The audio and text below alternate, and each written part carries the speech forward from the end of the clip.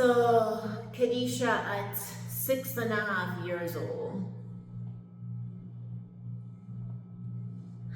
she has to learn how to fend for herself at this time. I've been always fending, but I definitely have to fend for myself now because there's no food in the house and my grandmother already have been gone for days.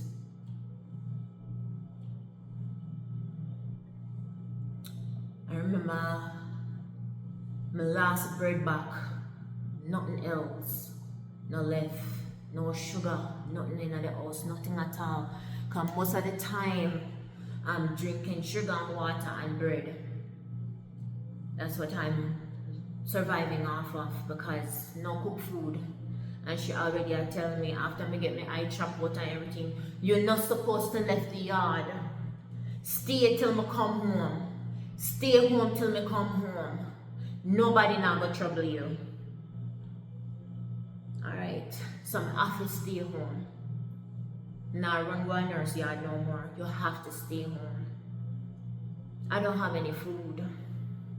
I know if I walk up on the road to catch water and fill up my drum them so I have water for bathe and I have water for boil water and make tea. Because I know how to make my wood fire. I go look for my wood them and I know how to make my wood fire. I Sheena of the jungle. So I've taken on the person now. I am Sheena of the jungle and so I decide say Sheena have to go to the jungle, go look for her food. So I would always be going to the bushes looking for apples, rose apple, guava, even ackee. And that's how I know that I could eat ackee raw.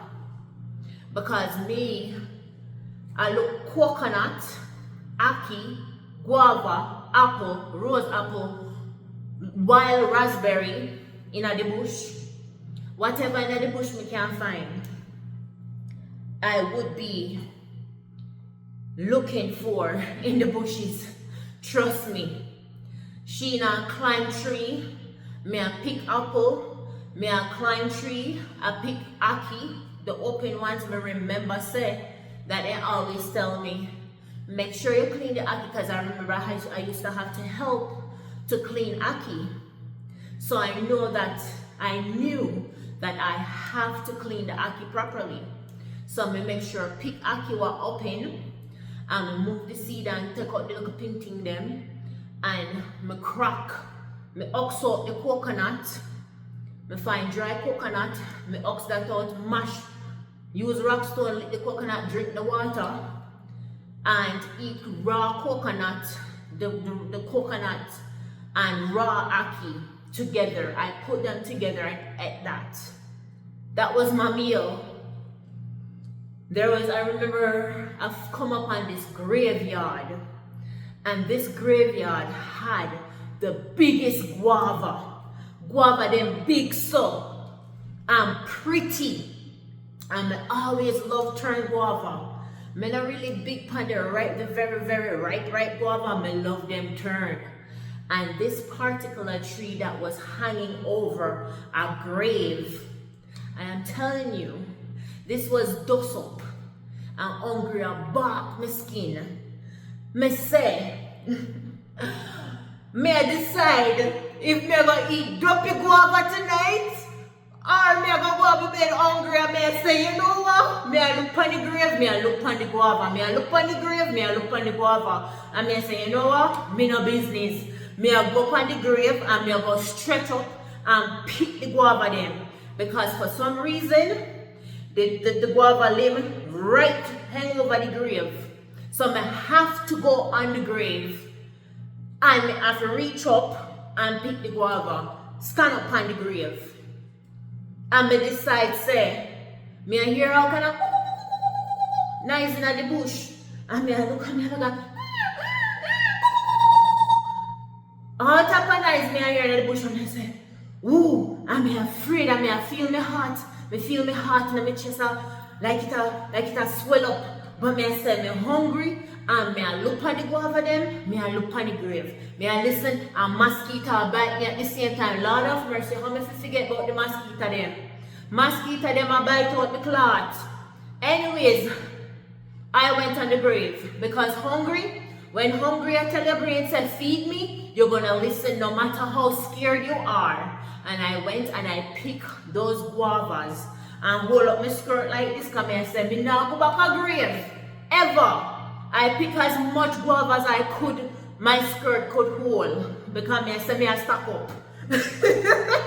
Yo, when my skirt, me run.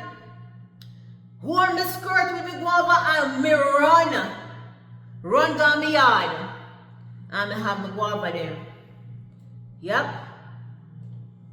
So that's how I used to have to feed myself till I start figuring out there's something else that me and my uncle used to do when we were left on our own.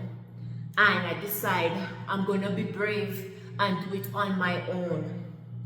So I had to leave out of the yard in the night to go up on the rum bar, up on the hill, the same shop. Well, up on the hill when we used to go with me, they send me go a shop to go buy half a bread and cheese and them thing, the half a butter, whatever.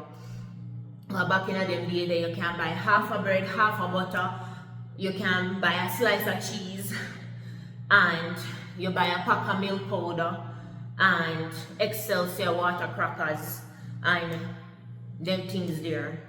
And you can carry your own buckle and buy as much oil as what you can afford. And then pour out the oil in your buckle where you carry. So I remember all of these things. I remember saying me and my uncle used to go up at the bar and collect the buckle them. He used to make me collect the buckle them because me I did the girl. And would go and ask the guys them in the bar. So hey, when you finish with your buckle, may I please have your buckle please? I'm a little scandal bag. And me look out at my uncle outside and look for buckle when they dash up on the ground, and me inside I beg the man them for the buckle them and put them in the bag. And the buckle them when my uncle outside get up, we get it and we carry them same buckle them back go to the shop, go sell to the man. The man used to say, but it's not easy. How now come on my shop and sell me back my own buckle them? But he used to sell us. He used to buy the buckle them from us. And whatever money we got from those buckles, we used to use it and buy the half a bread, half a stick of butter, piece of cheese, and milk powder. We used to buy milk powder and go home, go mix milk. And sometimes we buy some Milo. Back then you used to have Milo in a little pack them too, where you can buy one little pack of Milo. And me and my uncle used to love Milo. Oh my God. And we knew how to go and make with Milo and drink that with piece of bread and go with bed. Yep. So I took bravery and I said, hungry about my skin, and me now go back on no more graveyard. Me I go up at the shop and me go make my hustle. So me go up there and start hustle, beg buckle, sell buckle. I'ma buy my milk powder. I'ma buy my bread, I'ma buy my cheese, I'ma come back home and have that for go on. This was the first time my grandmother had left me for a very long time by myself. I cannot give you the amount of time, but I knew it was a long time that she left me up by myself. I was not going to school. I was just getting up every day being sheen off the jungle, looking to survive. Go a bush, go look. Go have an apple, when an apple, look for coconut, wild raspberry. And there was this flowers called copan salsa. Copan salsa, oh my God, I used to love looking for those flowers and eat them. The plant, that plant was called copan salsa. I remember that. I don't know if there's another name, but I used to eat that flowers like crazy. So copan salsa, wild raspberry, rose apple, ackee and coconut and guava. Those were the prominent things that I could find in the bushes to eat. Yep. And there was this lady that lived across the road, an old lady. I was scared of her. There's something about that lady that made me very afraid. I used to do my best to not have any kind of encounter with that lady, because for some reason she put a little fear in me. Like, she had that look like a witch kind of started, that's what I mean, scared. And I used to think that she's, because remember guys, when I used to be with my foster mom, I had access to a lot of storybooks, and Ansel and Gretel, I think, was one of the books, with this lady who would take the children and put in the oven to bake them Hansel and Gretel. That's I think that's the name of the story, but I never forget it. And that lady gave me that feeling that she would put me in the oven and cook me. And so I used to do my best not to let that lady see me. But however, this particular day, I feel she knew that I was being left up on my own over there at the house, because I noticed that she started frequently sitting on her front veranda. For those who don't understand what a veranda is, it's like a patio, but we call it a veranda. Same like how you guys here would have your chair and table outside, and you sit on your patio. That's how we would sit. They would sit out on their veranda. It's on the very front of the house. It's called a veranda. And while I was across in my yard playing, because when she's sitting out there, I would pretend like my grandmother was at home. I would be saying, when I'm coming through the door, because I look through the window and I see that she's on our veranda, I was like, okay, I'm going to pretend grandma is home. So when I get out through the front door, I said, yes, grandma, okay, grandma. Like,